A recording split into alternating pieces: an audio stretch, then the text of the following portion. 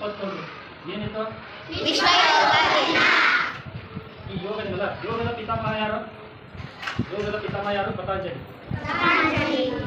ಯೋಗದ ಪಿತಾಮಹ ಯಾರು? ಪತಂಜಲಿ.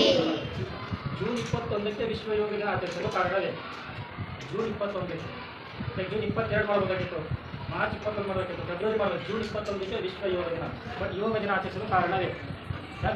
ಯೋಗ ದಿನ ಆಚರಿಸಲು ಕಾರಣವೇನೆಂದರೆ ಈ ದಿನ ಯಾವ ದಿನ? ಜೂನ್ 21ರಂದು ಹಗಲು ದೀರ್ಘವಾಗಿರುತ್ತದೆ. ದೀರ್ಘ ಅಂದರೆ ಸೂರ್ಯ 5 ಉದಯ ಆಗಿರ್ತದೆ, ಸಾಯಂಕಾಲ 7 ಗಂಟೆ ನಂತರ ಸೂರ್ಯಾಸ್ತ ಆಗ್ತದೆ. ಸಾಮಾನ್ಯ ದಿನದಲ್ಲಿ 12 ಗಂಟೆಯಿಂದ 13 ಗಂಟೆಗಳು ಸಿಗ್ತವೆ. ಆದರೆ ಜೂನ್ 21ರಂದು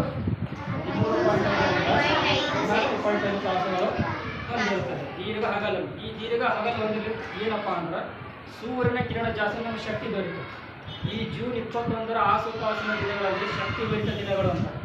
ಯಾವ ಶಕ್ತಿ ಭರಿತ ಏನಾಗಿರ್ತದೆ? ಉತ್ತರ ಗೋಳಾರ್ಧದಲ್ಲಿ ಈಗ ಭೂಮಿ ವಾಲಿಯುತ್ತದೆ. ಎಷ್ಟು? 25 ಡಿಗ್ರಿ ಭೂಮಿ ವಾಲಿಯುತ್ತದೆ. ಕ್ರಾಸ್ ಇರ್ತದೆ. ಈ ಭೂಮಿ ಹಿಂಗೆ ರೌಂಡ್ ತಿರುಗಲ್ಲ, ಕ್ರಾಸ್ ಇರ್ತದೆ. ಯಾಕೆ ಉತ್ತರ ಗೋಳಾರ್ಧ ಏನಾಗಿರ್ತದೆ? ಭೂಮಿ ವಾಲಿಯುತ್ತದೆ.